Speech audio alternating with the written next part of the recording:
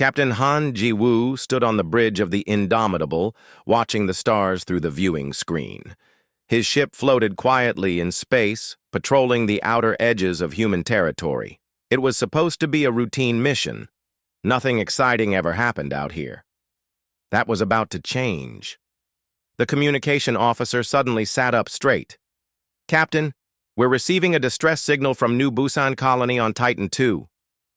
Ji-woo's stomach dropped. New Busan was home to 3,000 colonists, families, children, scientists, and miners who had traveled across the galaxy to build a new life. "Put it through," he ordered. The message was chaos, screaming, explosions. A woman's voice crying out, "They're firing on us! The Vrelians are bombing the colony! Please, someone help!" The signal cut off. Ji-woo gripped the armrest of his chair. "Get me a visual on Titan II, now!" The screen flickered. What he saw made his blood run cold. Vrelian warships hung in orbit above the colony. Bright flashes of light fell from their weapons toward the surface. Each flash meant death. Each flash meant homes destroyed and lives ended. "Sir, what are your orders?" his first officer asked. Ji-woo wanted to give the order to attack. Every instinct in his body screamed at him to protect those people. But he knew the rules. Earth was new to the Galactic Council. They had to follow protocols. They had to wait for permission. "Send an emergency transmission to Earth Command," he said through clenched teeth, "and get me the Council's emergency channel." Within minutes, he was connected to the Galactic Council's Emergency Response Center. An alien with purple skin and too many eyes appeared on the screen. "This is Captain Han Ji-woo of Earth's Defense Fleet. The Vrelians are attacking our colony at Titan II. We need immediate Council intervention." The alien blinked slowly. "Your complaint has been registered. A committee will review the matter." "A committee?" Ji-woo couldn't believe what he was hearing. "People are dying right now." "Captain, all disputes must go through proper channels. Any aggressive action on your part will be considered a violation of Council law." The transmission ended. Ji-woo stared at the blank screen. Below them, the bombardment continued. He received orders from Earth Command 30 minutes later. "Stand down. Do not engage. Let the Council handle it." He had never felt so helpless in his life. By the time the Vrelian ships left, New Busan was gone. 3,000 people reduced to nothing but smoke and rubble. Ambassador Choi Min-ji arrived at the Galactic Council chambers the next day. She had prepared her speech carefully. She wore her formal black suit and carried a data pad with evidence of the attack. She was ready to demand justice. The council chambers were massive. 12 different alien species sat in a circle, each on a raised platform. Humans had the smallest platform, far in the back, a reminder of their place.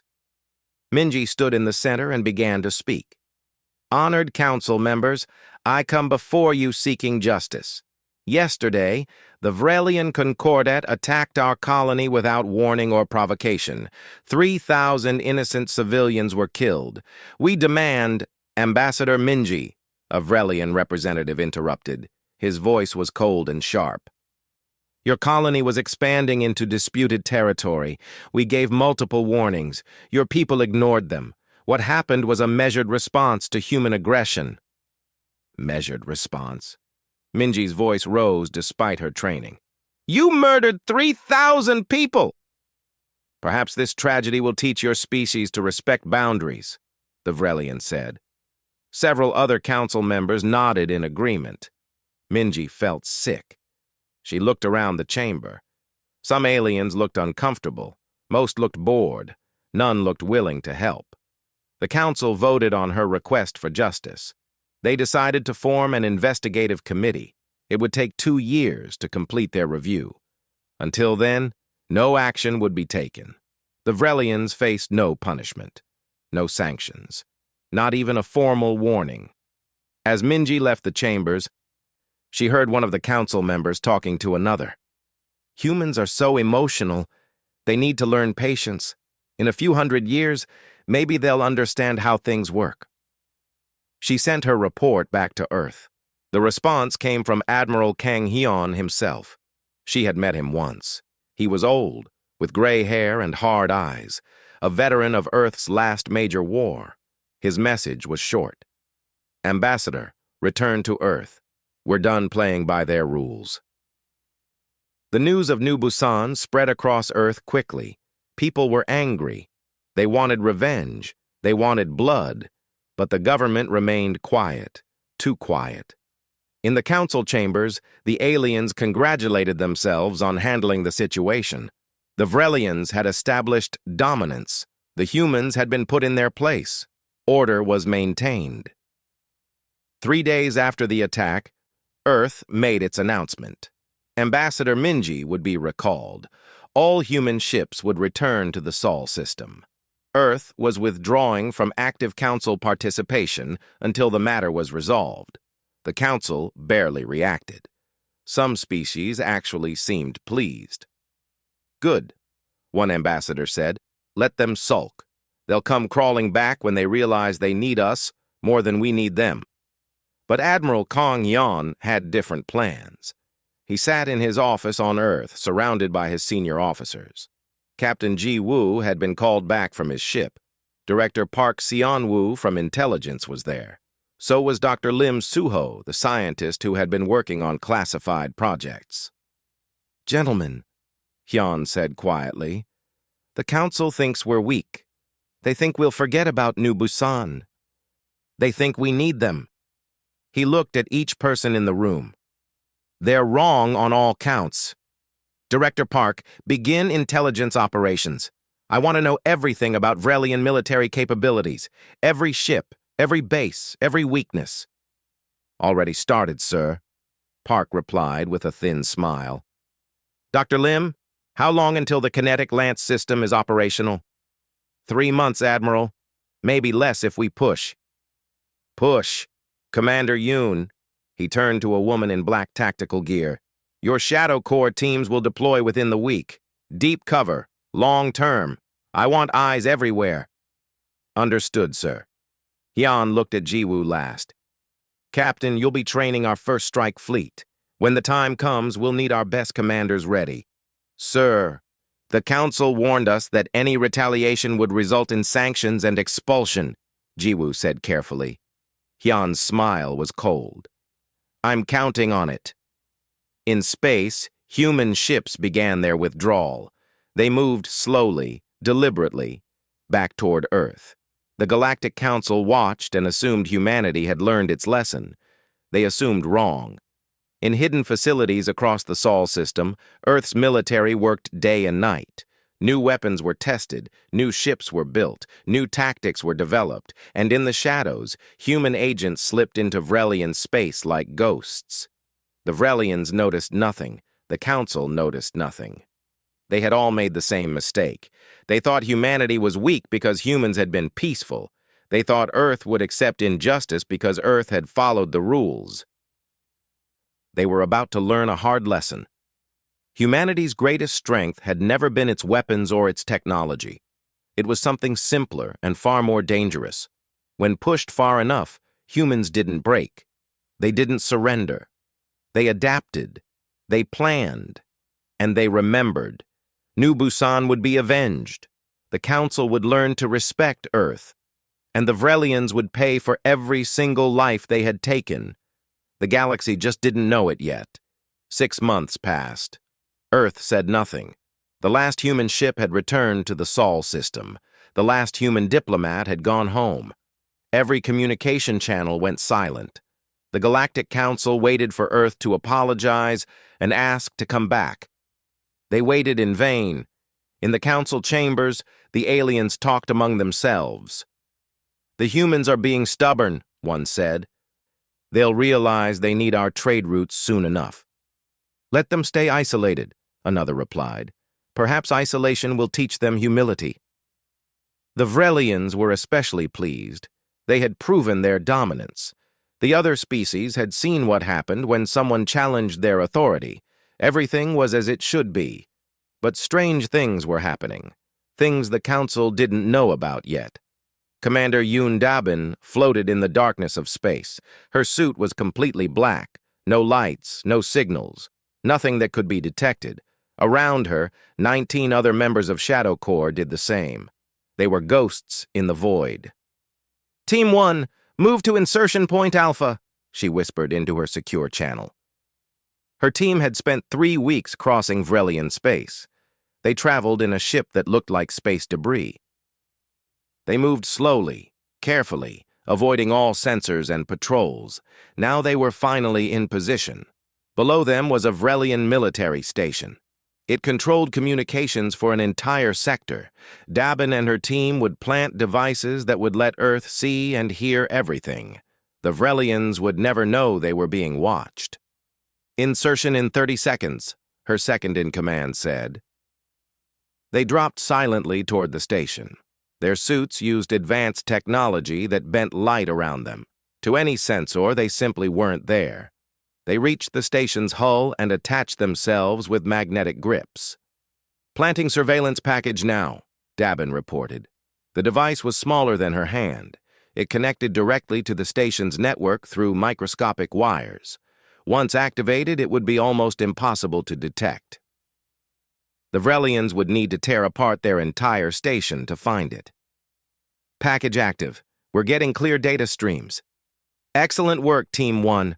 Director Park Seon-woo's voice came through from Earth. "Move to your next target." Dabin smiled. They had 16 more stations to tag before their mission was complete. Across Vrelian space, similar operations were happening. Shadow Corps teams planted surveillance devices on military bases, shipyards, and communication stations. They hacked into databases and downloaded classified files. They mapped every defensive position and every patrol route. The Vrelians suspected nothing. Why would they? Earth was supposed to be weak. Earth was hiding in its home system like a frightened child. Or so they thought. On Earth, Dr. Lim Suho worked through the night. His laboratory was deep underground, hidden from any possible detection. Around him, engineers and scientists assembled the pieces of humanity's new weapon system. The kinetic lance was beautiful in its simplicity. It was just a mass driver, a device that used magnetic fields to launch projectiles. But the projectiles were special. They were made of dense metal and shaped perfectly. When accelerated to 90% of light speed, they became unstoppable. "Run the calculations again," Suho said to his assistant. The numbers appeared on the screen. At that speed, even a small projectile carried enormous energy. It would hit with the force of a nuclear weapon. And because it was just metal moving very fast, there was no radiation signature, no warning. The target would never see it coming. "Sir, at this velocity, the impact will vaporize anything within 5 kilometers. "Good. That's what we want. How many units can we deploy?" "We can have 50 kinetic lance platforms ready within 2 months. Each platform can fire 10 shots before needing to recharge." Suho nodded. 500 shots, more than enough to eliminate every major Vrelian military installation in a single coordinated strike. "Begin full production," he ordered. In Earth's shipyards, new vessels were being built. They looked nothing like the older human ships. These were sleeker, faster, and carried weapons the galaxy had never seen. Admiral Kang Hyan watched from an observation deck as workers assembled the hull of the newest carrier. "She's beautiful," Captain Jiwoo said beside him. "She's necessary," Hyun replied. "How is the training progressing?" "The first strike fleet is ready. Every captain knows their target. Every crew has practiced their approach thousands of times in simulation. When you give the word, we can launch within 6 hours." "And morale?" Jiwoo's expression darkened. "They remember New Busan, sir. Every single one of them. They want this." Hyun understood. 3,000 dead civilians, men, women, and children who had done nothing wrong except try to build a better life. The Galactic Council had done nothing. Justice had been denied. "We're not doing this for revenge," Hyan said quietly.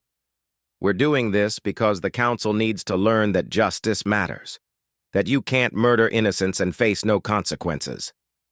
With respect, sir, I want both justice and revenge. Hyun allowed himself a small smile. So do I, Captain. So do I. Reports started reaching the Galactic Council. Small things at first. A Vrelian scout ship disappeared near the outer territories. It was probably just a malfunction. Then another disappeared. And another. A Vrelian supply depot suffered a massive systems failure. All their computers crashed simultaneously. They lost inventory records for thousands of tons of military supplies. The Vrelians suspected sabotage, but found no evidence. Vrelian military officers reported strange signals near their bases. When they investigated, they found nothing.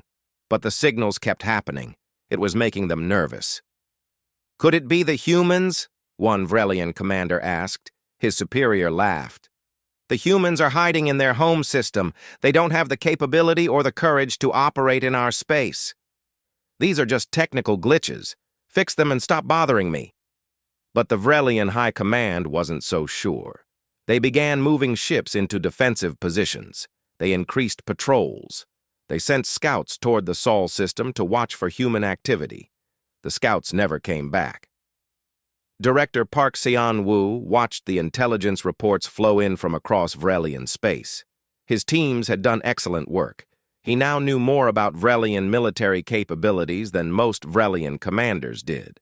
He knew which bases were well defended and which were vulnerable. He knew their communication protocols. He knew their response times. He knew everything. Director, we've successfully planted surveillance devices on 93% of high-value targets, his assistant reported. The remaining 7%? Too heavily guarded. We'd risk detection. Acceptable. Pull our teams back. It's almost time. The teams began their careful withdrawal. They moved just as slowly and quietly as when they had entered Vrelian space. Within 3 weeks, every Shadow Corps operative was safely back in human territory. The Vrelian High Command finally admitted they had a problem. Something was happening. They couldn't prove it was Earth, but the timing was suspicious. Earth goes silent, and suddenly strange things start happening in Vrelian space. They decided to force the issue. If Earth was planning something, better to crush them now while they still could. The Vrelians began massing their fleet. Hundreds of warships gathered at the edge of the Sol system. The Galactic Council approved the mobilization. The humans need to be reminded of their place, the Council leaders agreed. If they're planning rebellion, it must be stopped. The Vrelian Grand Admiral sent a message to Earth. It was broadcast across all channels, meant for the entire galaxy to hear. Humans of Earth, your silence is unacceptable. Your withdrawal from Council space is seen as preparation for illegal military action. You have 72 hours to surrender unconditionally. Open your system to Council inspection. Submit to Vrelian authority. If you refuse, we will enter your system and force compliance. This is your only warning. On Earth, the government finally responded.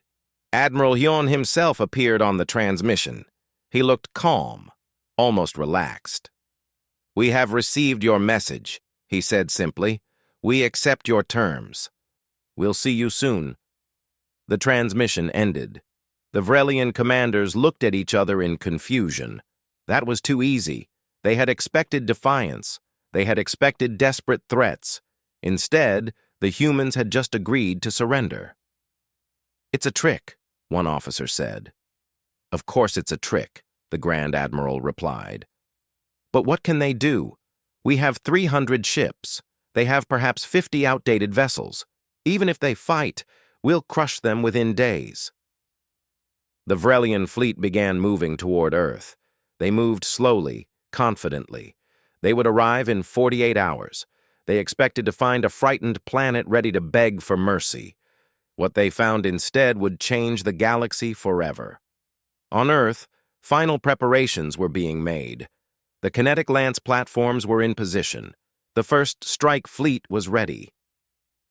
Shadow Corps had provided perfect intelligence. Every target was identified. Every attack was planned down to the second. Admiral Hyon stood in command center, surrounded by dozens of screens showing military readiness across the entire system. Director Park was there. Dr. Lim, Captain Jiwoo, Commander Yoon, all the key players in what was about to happen. "Status?" Hyon asked. "All systems ready, sir," Park reported. "Intelligence confirms Vrelian fleet will reach weapons range in 47 hours. Lance platforms? Charged and locked on targets. We can fire at any time. Strike fleet? Ready to deploy on your order," Jiwoo said. Hyon looked at each of them. "The galaxy thinks we're weak. They think we'll surrender. They're about to learn otherwise. We're not doing this because we want war.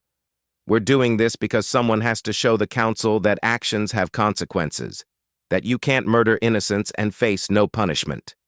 He pressed a button on his console. "All forces, this is Admiral Hyon. Operation Reckoning is now active. Show them what happens when you underestimate humanity." Across the Sol system and deep in Vrelian space, human forces began to move. The silence was over. The Vrelian Grand Admiral sat in his command chair, confident and relaxed. His fleet of 300 warships approached the Sol system in perfect formation. Behind him, his officers monitored their screens. Everything was proceeding exactly as planned. "Sir, we'll be in weapons range of Earth's outer defenses in 30 minutes, his tactical officer reported. "Excellent. Prepare a message demanding their immediate surrender." "Sir," another officer suddenly shouted, "we're detecting massive energy signatures throughout Vrelian space." The Grand Admiral frowned. "What? That's impossible. Show me." The main screen changed. Red alerts appeared across a map of Vrelian territory. 23 different systems were showing critical warnings. Military bases, shipyards, defense platforms. All of them were under attack. "This must be a sensor error," the Grand Admiral said, but his voice carried uncertainty now.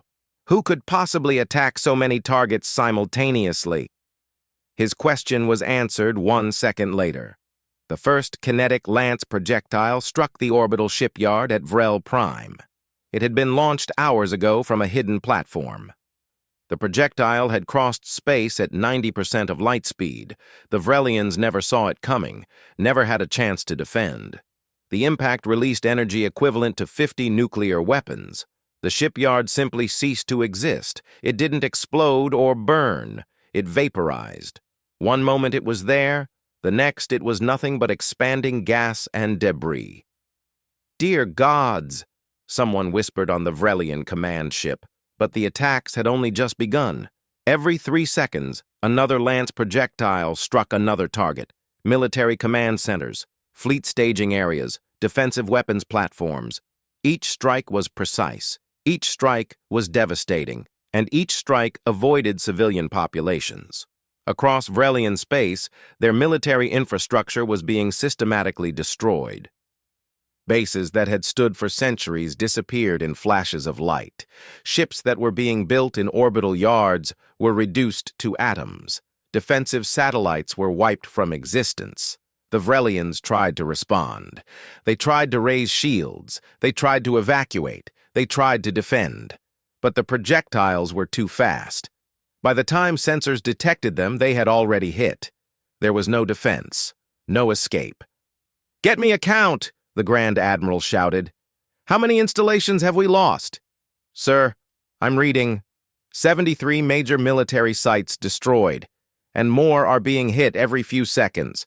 We've lost all orbital defense platforms in our home system.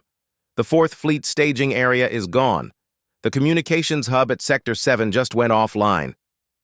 The Grand Admiral felt his blood run cold.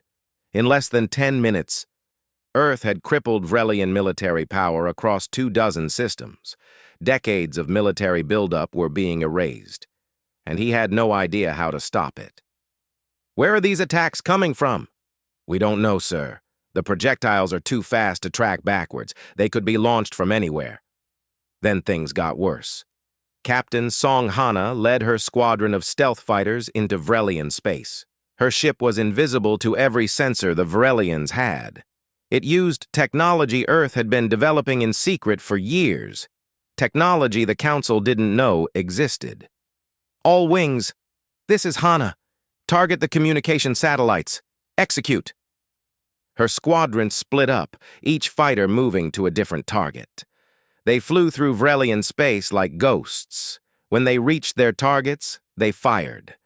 Small missiles, barely larger than a person's arm, struck each satellite perfectly. The explosions were tiny, but the effect was enormous. Within minutes, the Vrelian military lost all communication between their systems. Commanders couldn't talk to their ships. Ships couldn't talk to each other. The entire Vrelian fleet was suddenly blind and deaf. Satellites eliminated, Hana reported calmly, moving to secondary targets. On the Vrelian command ship, panic was setting in. They had lost contact with every military installation. Their fleet was scattered across Vrelian space with no way to coordinate, and the attacks just kept coming. "Sir, we need to retreat," an officer shouted. "We need to regroup and defend our home systems." "We can't," the Grand Admiral snapped. "We've lost communications. I can't even send the order to retreat." That's when Vice Admiral Bei Junho arrived. His first strike fleet emerged from quantum slip space directly inside Vrelian defensive perimeters. One moment, the space was empty. The next, 50 Earth warships appeared. The Vrelian defenders tried to respond, but their command networks were down. Their communications satellites were destroyed. Half their defensive platforms had been eliminated by kinetic lance strikes. They were scattered and confused. Earth's ships were neither. They moved with perfect coordination. Their weapons were more advanced than anything the Vrelians had seen. Their shields were stronger. Their targeting was more accurate. The first engagement lasted exactly 8 minutes. When it was over, every Vrelian military ship in the sector was either destroyed or disabled. Earth hadn't lost a single vessel. "All ships, proceed to next target," Junho ordered calmly. "Maintain formation. Remember, we target military installations only, no civilian casualties." His fleet moved on. They hit target after target with overwhelming force. Vrelian commanders who tried to fight were outmatched. Those who tried to retreat found their escape routes blocked. Within hours, Vrelian military presence in 3 entire sectors had been eliminated. Deep inside Vrelian territory, Commander Yoon Dabin activated her final surprise. The Shadow Corps teams had planted more than just surveillance devices during their months of infiltration. They had planted viruses, backdoors, hidden programs in every major Vrelian military computer system. "Director Park, this is Commander Yoon. Activating sabotage protocols now." "Confirmed. Execute." Dabin pressed a button on her wrist computer. Across Vrelian space, military installations suddenly went dark. Power grids failed. Weapon systems refused to activate. Ship engines shut down unexpectedly. Even their flagship vessels found their computers rebooting at critical moments. The Vrelians had been infiltrated so thoroughly that Earth could shut down their military with the press of a button. Every system had been compromised. Every network had been penetrated. The Shadow Corps had done their job perfectly.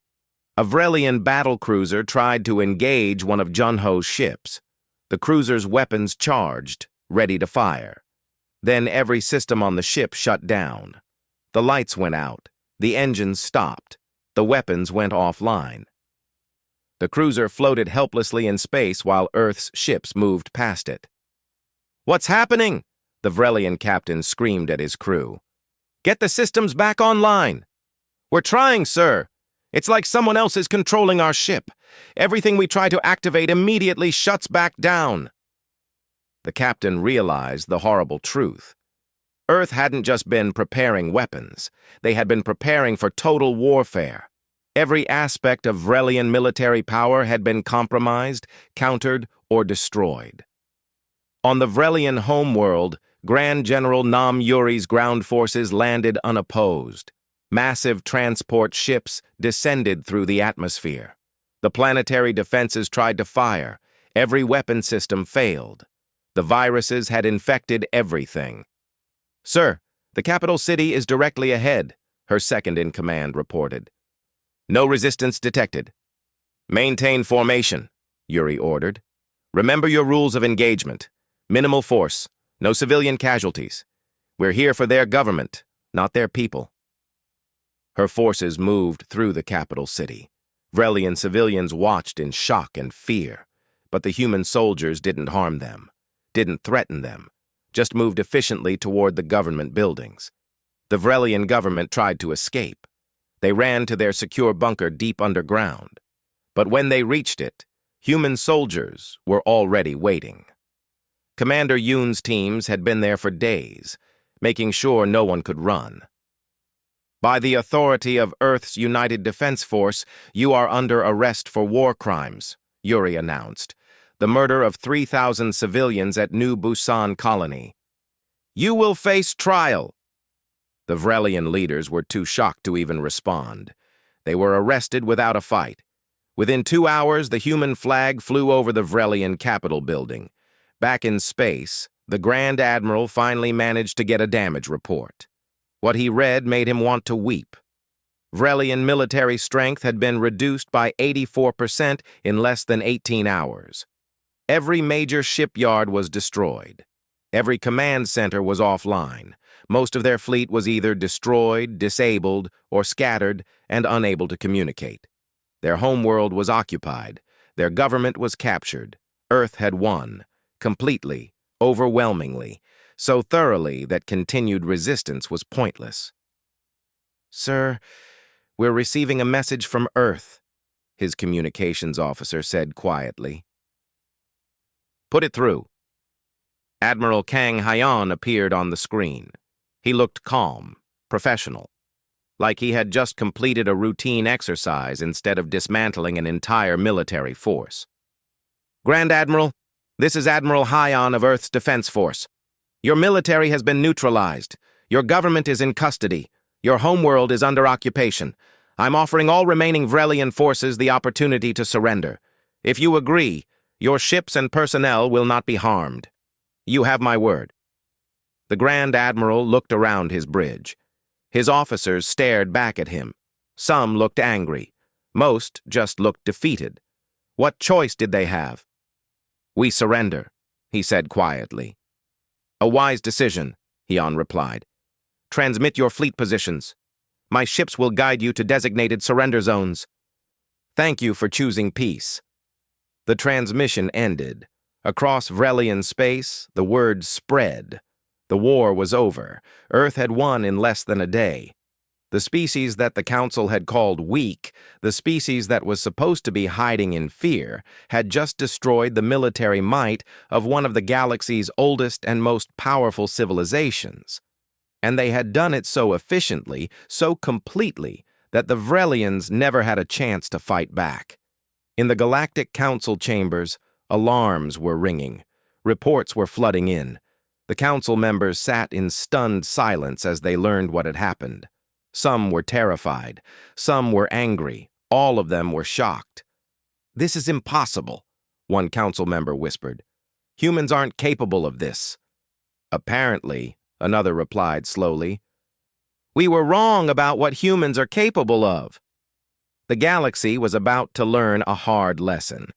Never assume someone is weak just because they chose to be peaceful. Never assume someone won't fight just because they followed your rules. And never ever underestimate someone who has been quiet for too long. Earth had been patient. Earth had been peaceful.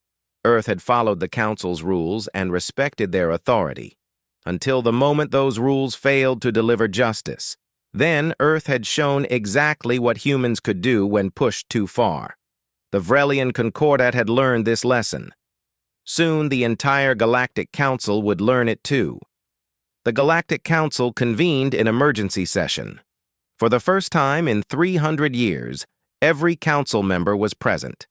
They gathered not because they wanted to, but because they had to. The galaxy had changed overnight, and none of them knew what to do about it. The chamber was filled with nervous energy. Aliens who normally sat with confidence now shifted uncomfortably. Species that had been allies for centuries eyed each other with suspicion. If Earth could dismantle the Vrelians so completely, what could they do to others? "We must address the human situation immediately," the council speaker announced. His name was unpronounceable to human tongues. He was a tall, thin creature with skin like metal. "Earth has committed an act of war against a council member. They have violated every agreement and protocol. We must respond." "Respond how?" someone asked. "Did you see what they did to the Vrelians? Their entire military structure was destroyed in hours." "We are the Galactic Council," the speaker insisted. "We have maintained order for thousands of years. We cannot let one aggressive species destroy everything we've built." "Perhaps we should hear what the humans have to say," another council member suggested carefully. "They did send a request for this session. They want to address us." "They want to address us?" The speaker's voice dripped with sarcasm. "How generous of them, after they've occupied a council homeworld and arrested a sitting government. Fine. Let's hear what excuse they've prepared." The chamber doors opened, but it wasn't Ambassador Choi Minji who entered. The woman who walked in was younger, taller, and carried herself with absolute confidence. She wore a simple black suit, but everyone in the room could feel the power she represented. "I am Ambassador Lee Ji-won," she announced clearly. "I speak for Earth." She walked to the center of the chamber. Unlike Minji before her, she didn't look nervous or hopeful. She looked like someone who held all the cards and knew it. 6 months ago, Ambassador Choi Minji stood in this chamber and asked for justice. 3,000 of our people had been murdered. We showed you evidence that the Vrelian attack was unprovoked. We asked you, the Great Galactic Council, to help us. Ji-won paused and looked around the room. You did nothing. You formed a committee. You told us to wait. You told us to be patient. You told us this was how things worked in civilized space. She activated a holographic display. Images appeared in the air above her.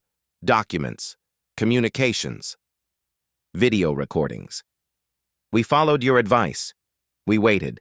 And while we waited, we investigated. What we found was interesting. The first document appeared. It was a Vrelian military communication from 3 months before the attack on New Busan. "This is a message from the Vrelian High Command to their fleet commanders. It discusses plans to eliminate human expansion in the outer territories. It specifically mentions New Busan as a target. The date is 3 months before the attack. This wasn't a response to human aggression. It was premeditated murder." Several council members shifted uncomfortably. The speaker's expression didn't change. "This document was submitted to the council as evidence," Ji-won continued. "You had it. You saw it. You ignored it." More documents appeared.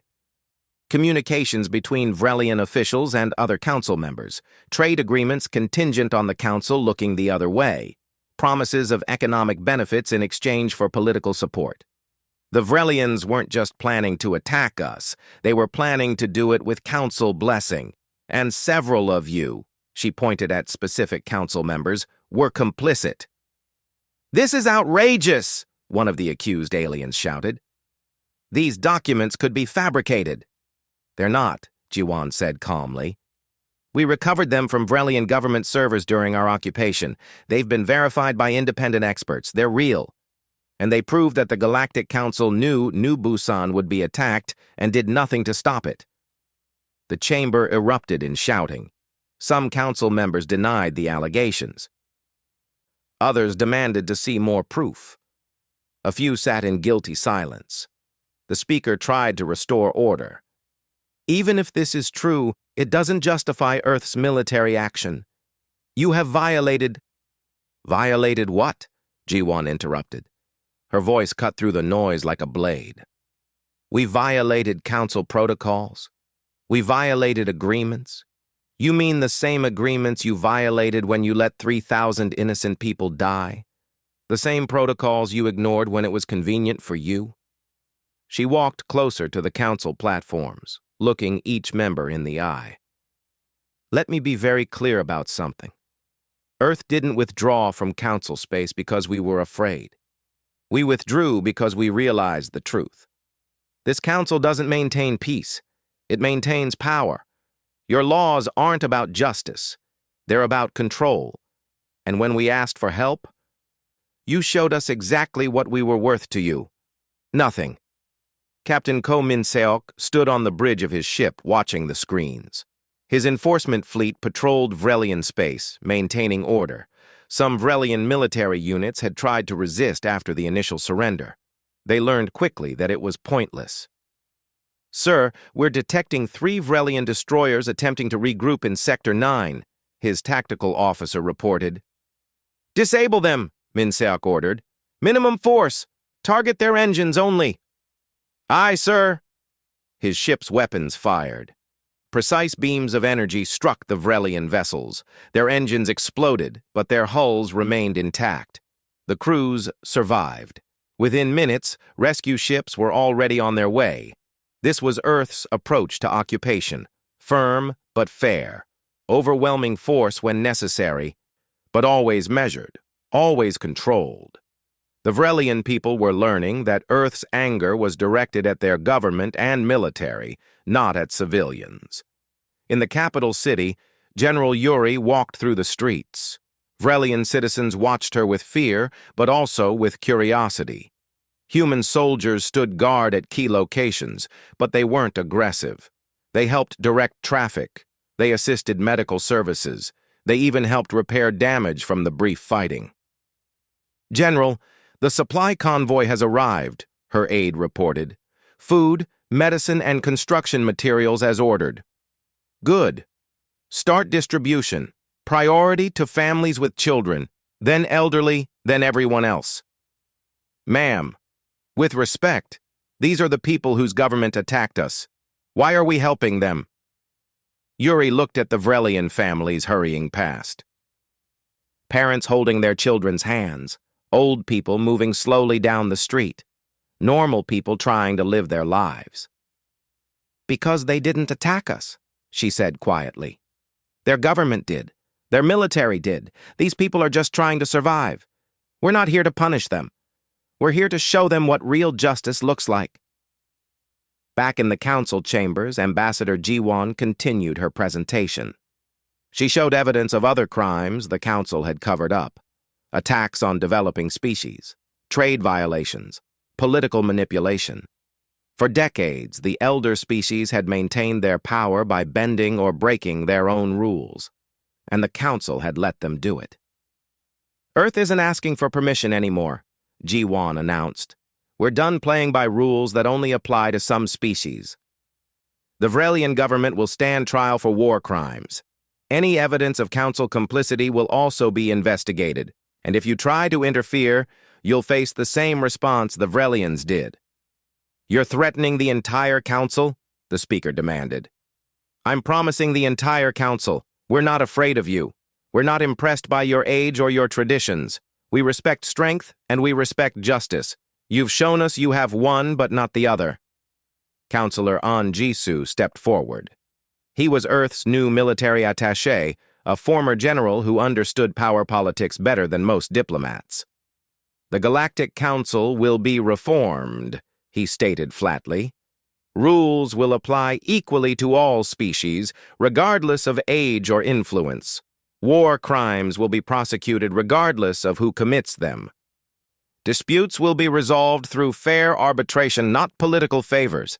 If this council agrees to reform, Earth will work with you. If you refuse, he let the sentence hang in the air. If we refuse, the speaker asked, then Earth will form its own alliance. We've already been contacted by 5 species who are tired of being treated as lesser members. They're ready to leave your council and join ours. How many more will follow when they see they have a choice? The chamber went silent. The threat was clear. The Galactic Council could reform and stay relevant, or it could maintain its old ways and become obsolete. Earth was giving them a choice, but only one choice. "This is blackmail," someone muttered. "No," Ji-won replied. "Blackmail would be if we had no legitimate grievance. This is justice. You failed to provide it through your system, so we're changing your system. You can cooperate or you can be left behind. Your choice." Over the next hours, Earth presented what they called the Terra Accords, clear rules of engagement, mandatory arbitration for disputes, equal representation regardless of species age, and most controversial, collective defense obligations. If any member species was attacked, all members would respond. "These terms are too extreme," a council member protested. "You're asking us to risk our fleets defending species we barely know." "That's what an alliance means," An replied. "Real alliance, not the fake one you've been pretending to have. You either defend each other or you're not really allies. You're just groups that happen to coexist." Some council members walked out. 3 species formally withdrew from the council within days. They couldn't accept being equal to younger species. They couldn't imagine fighting to defend someone weaker than themselves. But 5 other species, ones that had been suppressed for generations, approached Earth privately. They wanted to join the new alliance Earth was proposing. They wanted protection from the elder species who had dominated them for so long. "The Galactic Council is breaking apart," the speaker said bitterly. "Congratulations, Ambassador Ji-won. You're destroying thousands of years of unity." "No," Ji-won corrected him. "You destroyed it when you let injustice become policy. When you allowed the strong to prey on the weak. When you turned a blind eye to murder because it was politically convenient. We're not destroying the Council. We're showing the galaxy what it really was. A comfortable lie that only worked for those in power." She gathered her documents and prepared to leave. "Earth will give you 1 month to decide. Reform the Council under the Terra Accords or watch it become irrelevant. The choice is yours, but the time for pretending everything is fine is over. The galaxy is changing. You can change with it, or you can be left behind." As she walked out of the chamber, half the council members followed her. They wanted to talk. They wanted to negotiate. They wanted to be part of whatever Earth was building because they could see the old order was dying. The speaker sat alone in his chair, watching the chamber empty. He had maintained council power for 50 years. He had believed in the system. He had thought their way was the only way. He was beginning to realize he might have been wrong. 6 months had passed since Earth's retaliation. The galaxy looked very different now. The old Galactic Council still existed, but barely. 3 of the founding species had withdrawn completely, refusing to accept the changes Earth demanded. They retreated to their own territories, bitter and resentful. But 8 species had joined Earth's new alliance. They called it the Accord of Free Worlds. Some were species the old council had suppressed. Others were newer members who saw opportunity in Earth's vision. Together, they represented a new power in the galaxy. Admiral Kang Hyen, now promoted to Marshal of Combined Forces, stood in the command center on Earth. Before him were representatives from all 8 allied species. Some looked nervous, some looked excited. All of them looked to Earth for leadership. "The reconstruction of Vrelian space is proceeding on schedule," Hyun reported. "Civilian infrastructure is being rebuilt. Food and medical supplies are flowing freely. Crime is down 40% since we established order." "What about the Vrelian people?" one alien representative asked. "Are they accepting the occupation?" "Better than expected. They're seeing that we're not here to punish them. We're here to help them build a better society, one without the corruption their government had." It was true. In the Vrelian cities, human soldiers worked alongside Vrelian civilians to repair damaged buildings. Human engineers helped restore power grids and water systems. Human doctors treated anyone who needed help, regardless of their species. General Yuri had made it her personal mission to show the Vrelian people that Earth's war was never against them. She held regular meetings with Vrelian community leaders. She listened to their concerns. She helped solve their problems. "The children are the most interesting," Yuri told her staff during one briefing. "They're not afraid of us anymore. Yesterday, I saw a group of Vrelian kids playing with human soldiers. They were teaching each other games." That was the future Hyan wanted to build. Not domination through fear, but partnership through respect. It was harder than simple conquest. It took more time and effort, but it was the only way to create lasting peace. The Vrelian war crimes trials had begun. They were held publicly, broadcast across the galaxy. Everyone could watch as evidence was presented. Former Vrelian officials testified. Military commanders explained their orders. The truth about New Busan and dozens of other attacks came out. But the trials were fair. The accused had lawyers. They could present evidence. They could testify on their own behalf. This wasn't revenge disguised as justice. It was actual justice, slow and careful and thorough. Some Vrelian officials were found guilty. They received appropriate sentences. Others were found innocent and released. The galaxy watched in fascination. This wasn't how elder species usually handled their enemies. Usually there was just punishment and humiliation. Earth was doing something different. In the reformed Galactic Council chambers, Ambassador Li Jiwan sat at Earth's platform, but it wasn't in the back anymore. Under the Terra Accords, all species had equal representation. Every platform was the same size, arranged in a circle with no one higher than anyone else. Ambassador Choi Minji watched from the audience. She had chosen not to return as Earth's primary representative. Jiwon was better suited for the hard work ahead, but Minji wanted to see what her successor would accomplish. "We're here to vote on the Collective Defense Clause," the new council speaker announced. This speaker was from a younger species, elected by all members rather than appointed by the elders. Everything was different now. "The proposal is simple," Jiwon explained. "An attack on one member is an attack on all members. We defend each other. No exceptions, no political games, no committees that take years to decide. If you're attacked, we come." Immediately. Some of the older council members looked uncomfortable. This was a huge commitment. It meant they might have to fight for species they barely knew. It meant risking their own people for someone else's safety. "This is too radical," one representative argued. "We need flexibility. We need to assess each situation individually." "That's what you had before," An Jisoo replied. "And it let New Busan burn while you formed committees. No more. Either we defend each other or this alliance means nothing." The vote was close, but it passed. The Collective Defense Clause became law. For the first time in galactic history, species of different ages and power levels truly committed to protecting each other.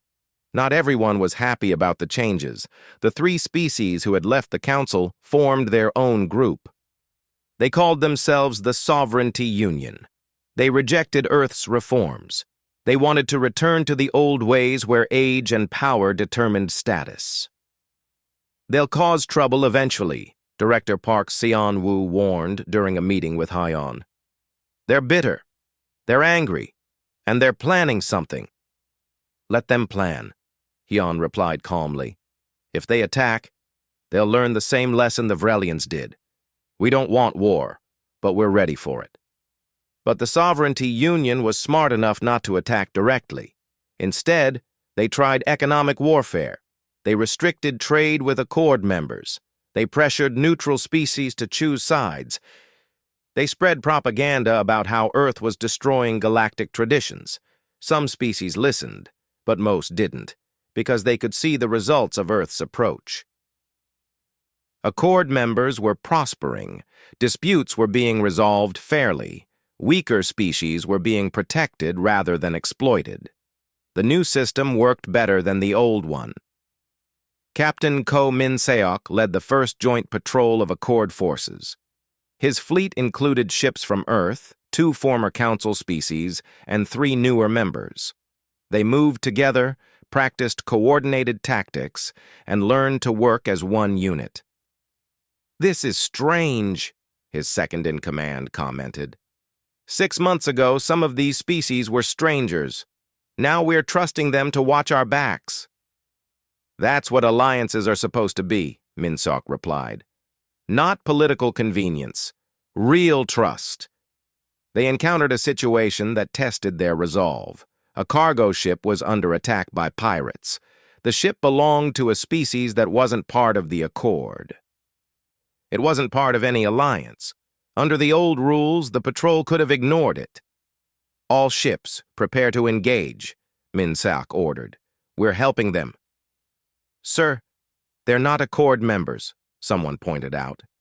"They're people in danger, that's enough. Engage the pirates." The patrol destroyed the pirate ships and rescued the cargo vessel. The captain of that ship, a species Earth had never even met before, couldn't believe what had happened.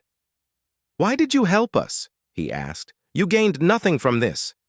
"We gained the knowledge that we did the right thing," Minsock replied. "That's enough." That story spread across the galaxy. Other species started to see the Accord differently, not as a power-hungry alliance trying to replace the old council, but as something genuinely new. An alliance based on actual principles instead of just shared interests. Dr. Lim Suho continued his work, but now he was sharing Earth's technology with Accord members. Not weapons, not military systems, but medical technology, agricultural improvements, better communication systems, things that helped everyone. "We spent so long hiding our capabilities," he told his team. "Always afraid others would see us as a threat. But now we can share, we can help. That's better than hiding." The technology transfers transformed some of the weaker Accord members. Their quality of life improved. Their economies grew. They became stronger, which made the entire alliance stronger. In the Vrelian capital, something remarkable happened. The Vrelian Council, elected by the people rather than appointed by military leaders, voted to request membership in the Accord of Free Worlds. The same people Earth had defeated now wanted to join Earth's alliance. "We made mistakes," the Vrelian Council leader said during the application hearing. "Our government was corrupt, our military was aggressive. We hurt people, including your people at New Busan. We can't change the past, but we want to build a better future, with your help." The vote to accept Vrelian membership was contentious. Many Accord members remembered what the Vrelians had done. Many wanted them to suffer longer, but Ambassador Ji-won stood and spoke. "We started this because we wanted justice, not revenge. We wanted a system where everyone was held to the same standards. If we accept some species but reject others based on past actions, we become what we fought against. The Vrelians have met every requirement. They've held fair elections. They've prosecuted their war criminals. They've made reparations to New Busan survivors. If we reject them now, we're just being cruel." The vote passed. The Vrelian Concordat became the 9th member of the Accord of Free Worlds. The species Earth had defeated months ago became their allies. Ambassador Choi Minji returned to the council chambers for one last visit. She walked the halls where she had been humiliated. She stood in the center where she had begged for justice and been denied. Everything looked the same, but everything was different. "Ambassador Choi," a voice called. It was the old council speaker, the one who had dismissed her pleas. He looked older now, tired. "I wanted to apologize," he said quietly. "I was wrong. About Earth. About justice. About everything. I thought maintaining order was more important than doing what was right. I see now that order without justice is worthless." Minji studied him for a long moment. "Thank you for saying that. But you shouldn't apologize to me. You should apologize to the families of New Busan. They're the ones who suffered while you maintained your precious order." He nodded sadly and walked away. Commodore Han Ji-woo, The man who had watched helplessly as New Busan burned now commanded combined Accord forces. He led fleets that included humans, Vrelians, and half a dozen other species. He trained them, he trusted them, and slowly they became a real military force. "Sir, do you ever think about that day?" one of his officers asked. "The day New Busan was attacked. Do you still see it?" "Every single day," Jiwoo replied honestly. "I see those flames. I hear those screams, and I remember feeling helpless. That's why we did all this, so no one would ever feel that helpless again." The Accord of Free Worlds continued to grow.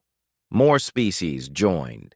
Even some neutral species began leaning toward membership. The old council still existed, but it was becoming less relevant each month. The future belonged to the new alliance, the one built on actual principles instead of tradition and power. Marshal Hyan retired exactly 1 year after New Busan. He had accomplished what he set out to do. The Varelians had faced justice. The council had been reformed. A new order had been established. It was time for younger leaders to take over. On his last day, he visited the New Busan Memorial on Earth. 3,000 names carved in black stone. Every person who had died. Every life that had been lost. He stood there for a long time reading the names. "Did we do right by you?" he asked the stone. "Did we make your deaths mean something?" The stone gave no answer, but Hyan thought he knew. They had changed the galaxy. They had built something better. They had proven that justice mattered, even when it was hard, even when it meant standing against the entire galaxy. Earth's ruthless retaliation had left the Galactic Council speechless, but what came after was even more powerful. Earth had shown the galaxy that strength without principle was empty. That real power came from standing for something, not just against something. The old council had maintained order through fear and tradition. The Accord maintained peace through justice and partnership.